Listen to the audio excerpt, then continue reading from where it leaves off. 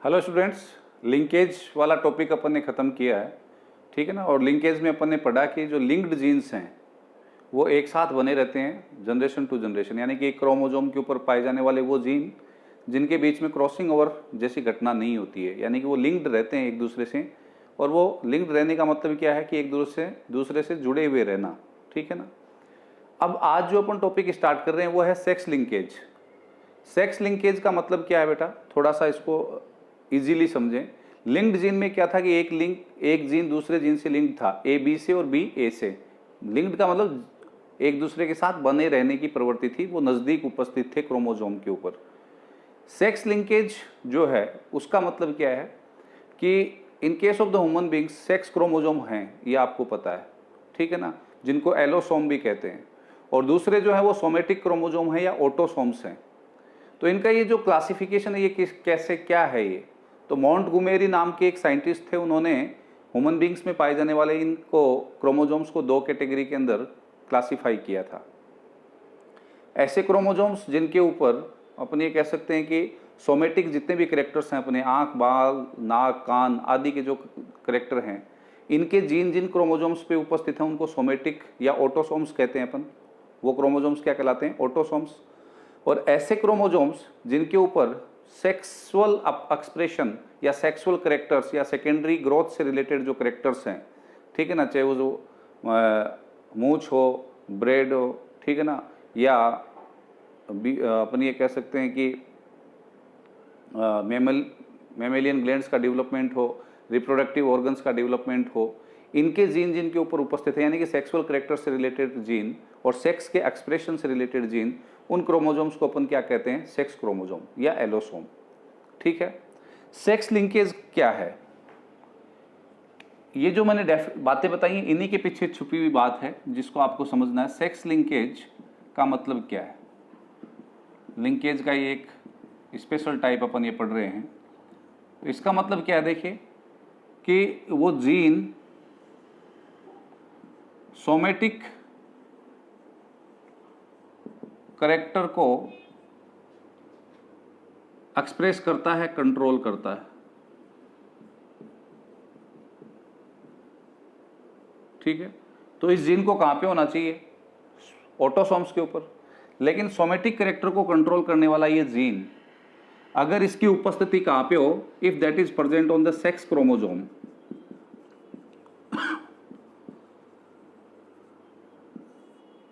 वो जीन किसके ऊपर उपस्थित हो? सेक्स क्रोमोजोम पे, यानी कि एक्स या वाई पे या एक्स वाई दोनों पे, तो उस करेक्टर को एक जनरेशन से दूसरी जनरेशन तक पहुंचाने की जिम्मेदारी किसकी होगी? ऑटोसोम की या एलोसोम की, यानी कि सेक्स क्रोमोजोम की? बताइए।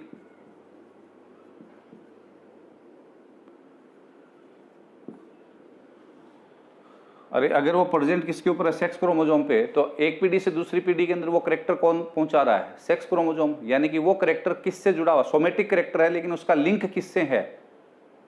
सोमेटिक करेक्टर का जीन है लेकिन उसका लिंक किससे है? सेक्स क्रोमोजोम से। क्योंकि उसकी इनहेरिटेंस पीढ़ी दर पीढ़ी वो किसके थ्रू होगी? सेक्स क्रोमोजोम के थ्रू होगी। कारण वो जीन प्रेजेंट ही कहां पे है? सेक्स क्रोमोजोम पे है। वो जीन है कौन सा? सोमेटिक करेक्टर का। तो that should be present on the, वो कहां पे उपस्थित होना चाहिए? ऑटोसोम्स पे। और ऑटोसोम्स के ऊपर बाकी के उपस्थित हैं, लेकिन कुछ जीन ऐसे हैं या कुछ करेक्टर्स ऐसे हैं जिनके जीन सोमेटिक करेक्टर के जीन हैं वो, लेकिन वो प्रेजेंट कौन से क्रोमोजोम्स पे हैं? सेक्स क्रोमोजोम्स पे। तो उनको जनरेशन टू जनरेशन इनहेरिट करने का या उनकी इनहेरिटेंस की जिम्मेदारी किसकी है? सेक्स क्रोमोजोम की। तो अब अपन सिंपली इसको क्या डिफाइन कर सकते हैं सेक्स लिंकेज को? When a gene of the somatic character is present not on the autosome, that is present on the sex chromosome, then that particular gene will be called sex linked gene, and the inheritance of that particular gene which is controlling the somatic character and present on the sex chromosome, which inheritance is depend on the sex chromosome, yeah, will done by the sex chromosome, that kind of the inheritance of character by the sex chromosome will be called the sex linkage. तो sex linkage क्या होगी? अब single line define करें तो क्या कर देंगे? When the gene of the somatic character is present on the sex chromosome, then the inheritance of that particular character will be done by the sex chromosome and that kind of the inheritance will be called sex linkage. उसको अपन क्या बोल देंगे? Sex linkage बोल देंगे. अब ये sex linkage कितने प्रकार की हो सकती है? अगर अपन टाइप्स की बात करें तो the sex linkage can be classified या divided in the 3 types.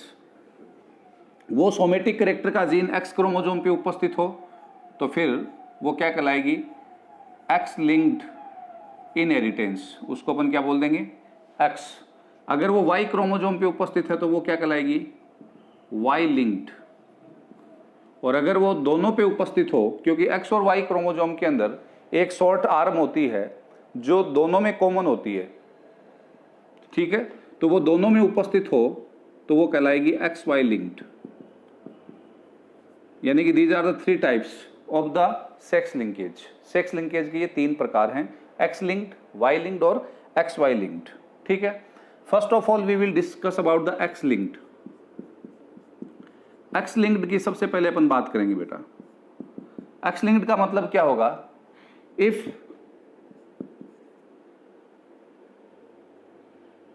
Gene of defect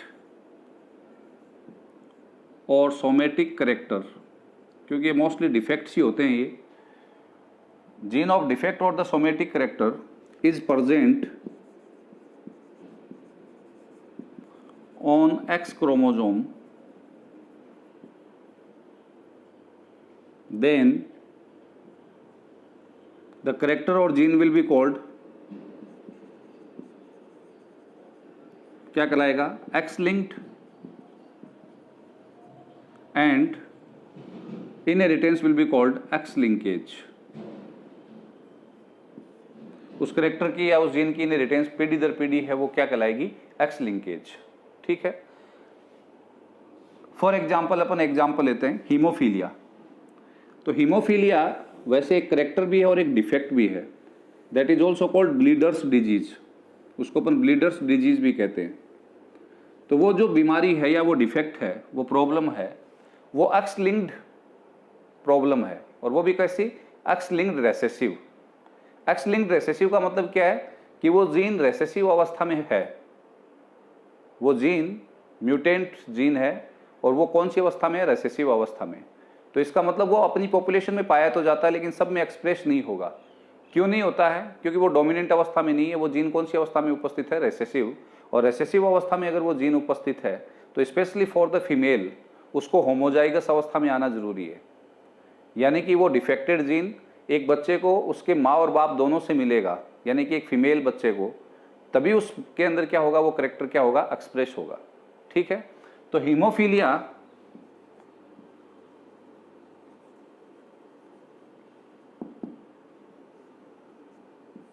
that is also called bleeders disease. Bleeders disease क्यों बोलते हैं इसको? क्योंकि इस पर्टिकुलर डिजीज के अंदर या प्रॉब्लम में या डिफेक्ट में चोट लगने के बाद में थक्का नहीं बनता, यानी कि क्लोटिंग नहीं होती है. और क्लोटिंग नहीं होती है तो क्या होगा? हाइपर ब्लड का जो है ना वो फॉल होगा, ब्लड का नुकसान होगा, ब्लड बहेगा, जिससे फिर पर्टिकुलर अफेक्टेड पर्सन की क्या हो जाएगी? डेथ हो जाएगी. ठीक है. तो हीमोफीलिया जो है वो एक्स लिंक्ड रेसेसिव डिसऑर्डर है. क्यों? क्योंकि ये जो जीन है हीमोफीलिया का, ये कैसा है? एक्स क्रोमोसोम पे पाया जाता है. तो एक्स लिंक्ड जीन है और वो कौन सी अवस्था में पाया जाता है? रेसेसिव अवस्था में. Is this clear? X linked जो डिजीज होती हैं उनके बारे में एक फैक्टफुल बात है. Never transferred from father to son. ये जो डिफेक्ट है होते हैं इनको कभी भी फादर के द्वारा बेटे को ये ट्रांसफर नहीं होते. कारण क्या है इसका? सिंपली अपन जानते हैं. बेटा या लड़का पैदा होने के लिए कॉम्बिनेशन क्या चाहिए? X Y. तो ये जो एक्स वाई में से 22 प्लस एक्स गैमिट किधर से आता है? फीमेल की ओर से. और 22 प्लस वाई किधर आता है? मेल पेरेंट की तरफ से. तब कितना हो जाता है? 44 प्लस एक्स वाई. जो संतति पैदा होती है उसके अंदर यही होता है। तो जो बेटा पैदा हो रहा है उसके अंदर एक्स क्रोमोजोम कहाँ से आता है? फीमेल से। वाई कौन से क्रोमोजोम को कंट्रीब्यूट कर कहाँ से आता है? वाई क्रोमोजोम कहाँ से कंट्रीब्यूट होता है? मेल पेरेंट की ओर से, यानी कि फादर की ओर से। तो फादर की ओर से कौन सा क्रोमोजोम नहीं आता जब भी कोई बच्चा पैदा होता है? तो यानी कि लड़का पैदा होता है तो एक्स क्रोमोजोम आता ही नहीं है। आता ही कौन सा है? वाई। और चूंकि ये डिफेक्ट वाला जीन उपस्थित कहाँ पे है? एक्स क्रोमोजोम पे। तो किसी लड़के को अगर ये डिफेक्ट मिलता है तो वो उसकी कहाँ से मिलेगा? माँ से मिलेगा। फादर से कभी भी ये ट्रांसफर नहीं होगा। क्यों? क्योंकि लड़के के पैदा होने में फादर की ओर से एक्स क्रोमोजोम का कंट्रीब्यूशन नहीं होता, उसकी ओर से कौन से क्रोमोजोम का कंट्रीब्यूशन होता है? वाई का। ठीक है ना। हाँ, लड़की को अपने फादर से मिल सकता है। क्यों? क्योंकि लड़की के पैदा होने में फादर की ओर से भी कौन सा क्रोमोजोम आता है? एक्स, और मदर की ओर से भी एक्स। तब जाकर के क्या होता है? 44 प्लस XX। तो एक लड़की को उसकी माँ और बाप दोनों से इस जीन की क्या हो सकती है? ट्रांसफर हो सकती है, इनहेरिटेंस हो सकती है, but never the son to the son from the father. एक चीज आपको ये पकड़ करके ध्यान में रखनी है। Is this clear? दूसरी जो चीज इस इनहेरिटेंस के लिए रूल वाइज आपको ध्यान में रखनी है वो क्या? कि जो एक्स लिंक्ड डिजीज हैं, एक्स लिंक्ड रेसेसिव डिफेक्ट्स हैं, उनके अंदर आपको ये ध्यान में रखना है कि फीमेल के अंदर होमोजाइगस अवस्था में वो जीन आएगा तो ही वो डिजीज्ड होगी। अगर फीमेल को वो डिफेक्टेड जीन केवल एक पेरेंट से मिलता है, आइदर फ्रॉम मदर या फादर, तो ऐसी अवस्था में वो क्या नहीं होगी? डिजीज नहीं होगी। क्योंकि रीजन क्या है? ये रेसेसिव अवस्था में और ये होमोजाइगस अवस्था में आया नहीं है। तो ऐसी जो फीमेल होती हैं वो कैरियर होती हैं, यानी कि उस जीन की कैरियर हैं। इन फ्यूचर उनसे कोई संतान पैदा होती है और उनकी शादी जिसके साथ हुई है उसमें भी वो डिफेक्टेड जीन है, तो क्या हो सकता है? होमोजाइगस अवस्था आ सकती है और वो पर्टिकुलर लड़की जो पैदा हो उनकी वो डिफेक्टेड हो सकती है। अदरवाइज हेट्रोजाइगस अवस्था के अंदर, यानी कि एक ही पेरेंट से अगर किसी लड़की को क्या मिला है? हीमोफीलिया का जीन मिला है, तो फिर वो लड़की क्या होगी? कैरियर होगी। But in case of male carriers नहीं होते हैं। मेल जो होंगे वो दो ही प्रकार के होंगे, या तो नॉर्मल होंगे या फिर डिफेक्टेड होंगे। क्योंकि मेल के अंदर होमोजाइगस अवस्था कभी आ ही नहीं सकती। एक्स एक्स क्रोमोजोम दोनों तो होंगे ही नहीं ना, एक कौन सा होगा? एक्स और एक वाई। तो मेल जो होगा वो केवल एक की उपस्थिति के आधार पे, यानी कि हेट्रोजाइगस अवस्था में भी क्या होगा? डिफेक्टेड होगा। तो मेल जो होंगे इस प्रकार की इनहेरिटेंस में आपको दो प्रकार के मिलेंगे, नॉर्मल और डिजीज्ड। लेकिन फीमेल आपको कितने प्रकार की मिलेंगी? नॉर्मल XX जिनके ऊपर वो डिफेक्टेड जीन नहीं है, कैरियर यानी कि दोनों एक्स में से एक के ऊपर है और दोनों पे। ठीक है, अब अपन बात करते हैं ये हीमोफीलिया कहाँ से आया और किस प्रकार की डिजीज है। ठीक है, ये मैंने बेसिक बातें बताई हैं जितनी भी एक्स लिंक्ड हैं उनके लिए, और उस एक्स लिंक्ड के अंदर सबसे पहला अपन कौन सा ले रहे हैं? हीमोफीलिया। तो उसके बारे में अपन बात कर रहे हैं अब। ठीक है, हीमोफीलिया की जो डिस्कवरी है वो जॉन ओटो ने की थी। It was discovered by the John Otto. After that Haldane जो थे उन्होंने इसकी पेडेग्री, यानी कि वंश के अंदर एक पूरी फैमिली के अंदर ये कैसे डिस्प्ले हुआ उसके बारे में स्टडी की थी, और वो फैमिली थी क्वीन विक्टोरिया की।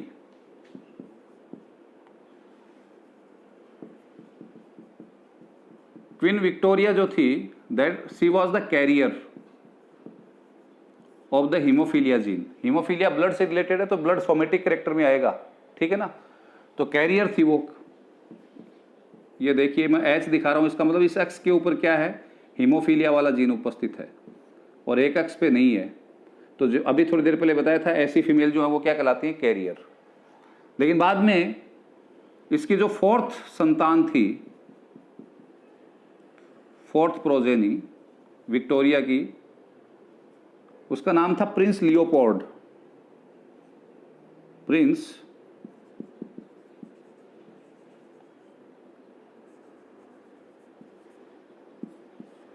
he was affected from the hemophilia। वो हीमोफीलिया से ग्रसित था, ठीक है ना। उसको हीमोफीलिया का जीन कहाँ से मिला था? क्वीन विक्टोरिया से, ठीक है ना। जैसे क्वीन विक्टोरिया की जिसके साथ शादी हुई, तो यहाँ से क्वीन विक्टोरिया से कौन सा जीन आया? XH, और जो प्रिंस है तो इसका मतलब लड़का था ये, तो यहाँ से कौन सा आया? Y। तो ऐसी स्थिति में मैंने बताया था मेल क्या होगा? डिफेक्टेड होगा, अफेक्टेड होगा। तो उस फैमिली के अंदर इसको सबसे पहले स्टडी किया गया था, ऑब्जर्व किया गया था, किसको? हीमोफीलिया को। That's why this is also called royal family disease, royal family disease. कारण सबसे पहले वहां पे इसकी स्टडी हुई थी, ऑब्जर्व हुआ था ये, ठीक है। अब ये जो हीमोफीलिया है, इसके भी बेटा अलग अलग टाइप्स हैं, ये भी आप ध्यान में रखें। फिर मैं क्रॉसेज करवाऊंगा हीमोफीलिया से रिलेटेड आपको। हीमोफीलिया आपको नेचर में या प्रकृति के अंदर 3 प्रकार का मिलेगा। एक होता है बेटा haemophilia A,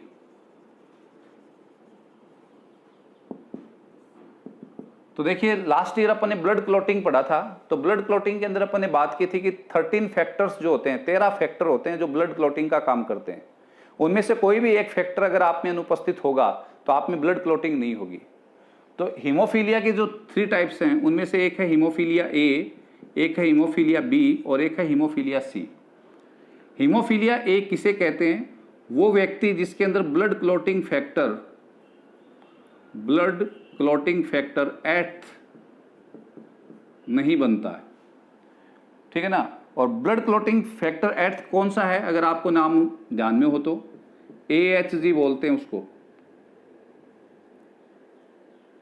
anti hemophilic globulin. A for anti, H for hemophilic, G for globulin. इस ब्लड क्लॉटिंग फैक्टर का अभाव होगा जो व्यक्ति किससे ग्रसित होगा? हीमोफीलिया से। कारण वह जीन डिफेक्टेड अवस्था में उपस्थित है, जो ये फैक्टर बनाता है वो जीन म्यूटेंट जो है वही तो क्या है? डिफेक्टेड है। सामान्य जीन था हमारे अंदर और किसी कारण से उस जीन के अंदर क्या हुआ? किसी व्यक्ति में म्यूटेशन, जिस व्यक्ति में म्यूटेशन हुआ उससे आगे आता गया वो जीन, ठीक है ना। तो वो जीन जो है वो म्यूटेंट जीन है जो सामान्य क्या नहीं बनाता है? ब्लड क्लॉटिंग फैक्टर 8 नहीं बनाता है उस अफेक्टेड व्यक्ति में। हीमोफीलिया बी जो है वो ब्लड क्लॉटिंग फैक्टर 9th की कमी से होता है, जिसको अपन नाम देते हैं PTC। इसका नाम है PTC। पूरा नाम लिखना चाहो तो लिख लो, प्लाज्मो थ्रोम्बोप्लास्टिन कंपोनेंट,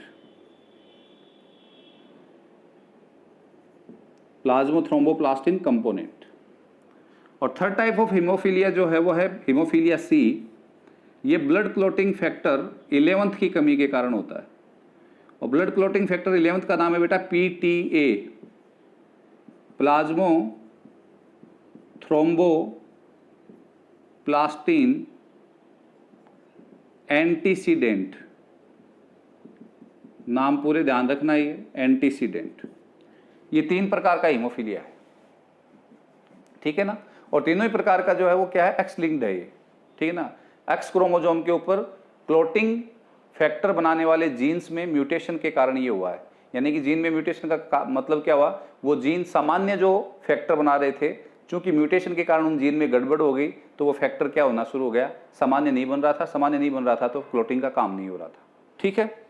अब देखिए हीमोफीलिया से रिलेटेड आपसे फिर क्रॉस पूछे जा सकते हैं। कैसे क्रॉस पूछे जा सकते हैं? आपको क्वेश्चन दिया जा सकता है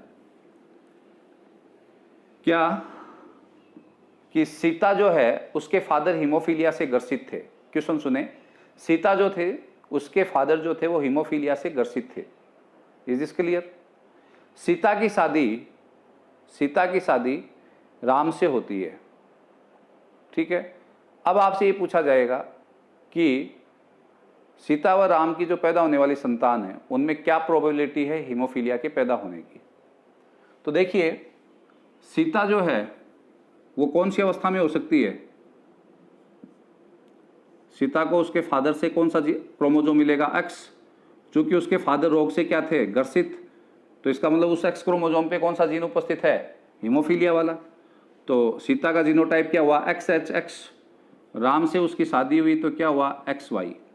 यानी कि इस क्रॉस में अगर अपन देखें तो क्या है बेटा, पहला क्रॉस ले रहा हूं ये, फीमेल क्या है, फीमेल पेरेंट क्या है, कैरियर, और मेल पेरेंट क्या है, नॉर्मल, सामान्य। अब यहां पे गैमेट क्या बनेंगे बेटा, XHX, एक तो XH बनेगा और दूसरा X। इधर मेल की ओर से दो गैमेट बनेंगे, कौन से, एक तो X और दूसरा Y। ठीक है। अब देखिए इस XHX वाले गैमेट का इससे कॉम्बिनेशन हो तो जो संतान पैदा होगी वो क्या होगी, XHX। क्या होगी, ये लड़की होगी, फीमेल होगी, गर्ल चाइल्ड होगा, और क्या होगा बेटा, कैरियर।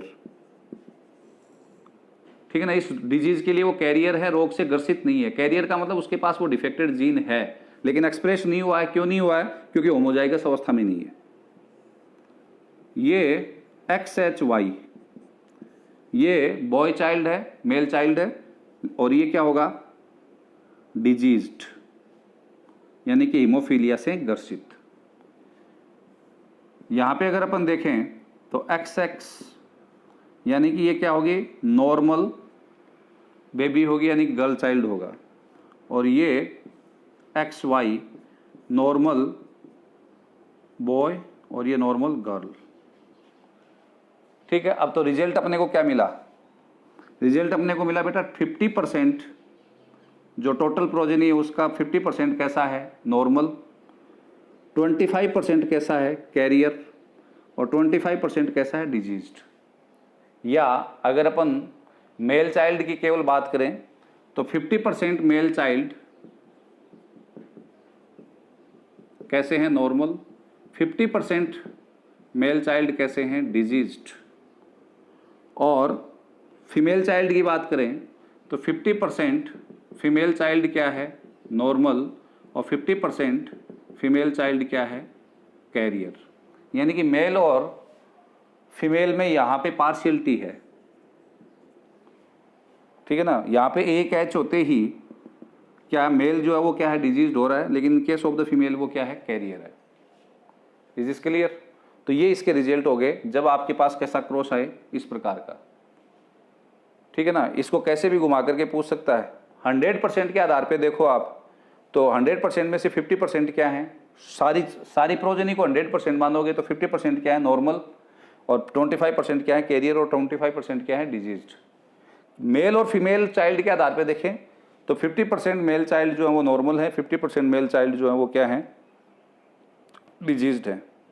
ठीक है ना। और फीमेल चाइल्ड के आधार पे ये 50-50%। पहला क्रॉस। दूसरा क्रॉस आपको क्या दे सकता है, वो भी देखें ध्यान से आप।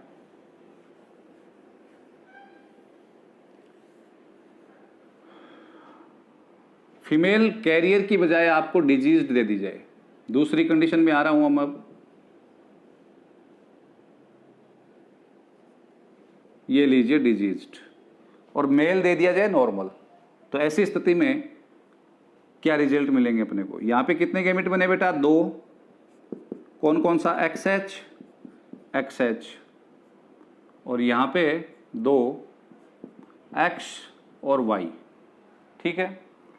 ये देखिए क्या बना, XHX, ये क्या बना बेटा, XHY, ये क्या बना, XHX, ये क्या बना, XHY। क्या मिल रहा है आपको इसमें, टोटल प्रोजेनी के आधार पे देखें तो 50% डिजीज्ड, यस और नॉट, और 50% कैसे हैं, कैरियर। दोनों जो लड़कियां पैदा होंगी वो कैसी होंगी, कैरियर, और लड़के पैदा होंगे वो कैसे होंगे, डिजीज्ड। और अगर अपन सेक्स वाइज अगर इसको शो करें तो 100% मेल चाइल्ड क्या है, डिजीज्ड, और 100% फीमेल चाइल्ड क्या है, कैरियर। तो पेरेंट्स कैसे हैं उनकी स्थिति के आधार पे आपको क्रॉस करने हैं ये, और रिजल्ट देने हैं, ये ध्यान में रखना। मैं तुम्हें डायरेक्ट बता रहा हूं, अगर क्वेश्चन के अंदर ये झलक रहा हो कि फीमेल क्या है, डिजीज्ड है, और मेल कैसा है, नॉर्मल है, तो आपके रिजल्ट ये होंगे। ठीक है। अब मैं तीसरी कंडीशन पे आ रहा हूं बेटा। थर्ड क्वेश्चन आपका इसी हीमोफीलिया से रिलेटेड, फिर आगे के जो एग्जाम्पल है उनको भी आप कर पाओगे, क्योंकि एक्स लिंक्ड जितने भी डिजीज आगे मैं बताऊंगा उन सब के लिए यही पैटर्न लागू होगा, डिजीज का नाम चेंज हो जाएगा बस। क्यों? क्योंकि वो जीन किसके ऊपर उपस्थित है? एक्स क्रोमोजोम पे। तो एक्स क्रोमोजोम पे जो डिफेक्ट वाले जीन उपस्थित होंगे उनके इनहेरिटेंस का पैटर्न यही रहेगा जो अपन कर रहे हैं। ठीक है, इस बार मैं क्या ले रहा हूं बेटा, फीमेल डिजीज्ड जो है उसकी बजाय मैं ले रहा हूं फीमेल कैरियर, और मेल को ले रहा हूं मैं डिजीज्ड। तो ये देखिए, ये हटाया और एक ये यहां लगाया, तो यहां पे दो गैमेट बने, एक तो XH और एक कौन सा बन गया X। इधर से क्या बना XH और ये Y। अब अपने पास जो प्रोजेनी मिलेंगी वो क्या मिलेगी, देखिए XH और ये XH, ये आ गया ना। ठीक है, दूसरी प्रोजेनी क्या होगी XH XY, XH और इधर से क्या आ गया Y। तीसरी प्रोजेनी ये, यहां से नॉर्मल X आया और यहां से XH, और चौथी प्रोजेनी ये, यहां से नॉर्मल X आया और यहां से Y। अब बताइए आपके रिजल्ट्स क्या हैं। ये जो फीमेल चाइल्ड है ये कैसी है, डिजीज्ड, क्योंकि XH XH। ये मेल चाइल्ड है, ये कैसा है, डिजीज्ड। ये फीमेल चाइल्ड कैसी है, कैरियर, और ये मेल चाइल्ड कैसा है, नॉर्मल। तो रिजल्ट्स क्या है अपने, 50% male child diseased, 50% male child कैसा है, नॉर्मल। 50% फीमेल चाइल्ड कैसे आ रहे हैं, देखिए डिजीज्ड, और 50% कैसे आ रहे हैं, कैरियर। डिजीज्ड 50%, फीमेल चाइल्ड कैसा आ रहा है, कैरियर। क्लियर है क्या? थर्ड क्रॉस किया अपन ने ये। ठीक है, चौथा क्रॉस करते हैं अपन। इस बार अपन क्या करते हैं, फीमेल जो है उसको भी डिजीज ले लेते हैं, और मेल चाइल्ड है वो भी कैसा है, डिजीज्ड। सॉरी, मेल पेरेंट है वो भी डिजीज्ड। तो ये लीजिए, तो यहाँ पे XH XH, यहाँ पे XH Y। इसका और इसका जब संयोजन होगा इन गैमेट्स का तो क्या बनेगा, XH XH। इसका और इसका होगा तो बेटा XH Y। इसका और इसका होगा तो XH XH। इसका और इसका होगा तो XH Y। 100% डिजीज्ड होंगे ये, चाहे मेल चाइल्ड हो चाहे फीमेल चाइल्ड हो। 100% male child diseased, 100% female child diseased. तो ये चौथी कंडीशन हो गई। फिर नेक्स्ट और क्या कंडीशन पैदा हो सकती है,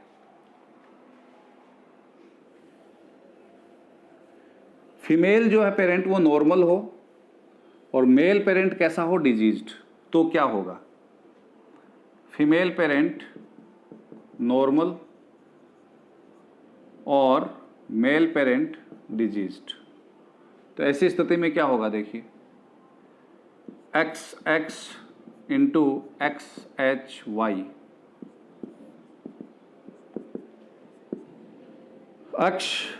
X यहाँ पे XH और ये Y क्या बना बेटा, ये XXH, क्या बना बेटा ये XY, क्या बना ये XY, क्या बना ये XXH। तो दोनों लड़के जो हैं वो कैसे हैं, नॉर्मल। तो 100% मेल चाइल्ड कैसा, नॉर्मल, और 100% फीमेल चाइल्ड कैसे, कैरियर। ठीक है, तो ये इस प्रकार के क्वेश्चन आपसे पूछे जा सकते हैं, इनको आपको ध्यान में रखना है। ठीक है ना, पांचों कंडीशंस आपको मैंने बता दी जिनके आधार पे क्वेश्चन पूछा जा सकता है। Is this clear? ठीक है ना, और उनमें रिजल्ट्स आपको ध्यान में रखने की कौन से में क्या रिजल्ट रहेगा, और क्वेश्चन को समझते ही डायरेक्ट आपको आंसर में उसी तरीके से आंसर देना है कि पेरेंट किस प्रकार के हैं, उसके आधार पे रिजल्ट आएंगे।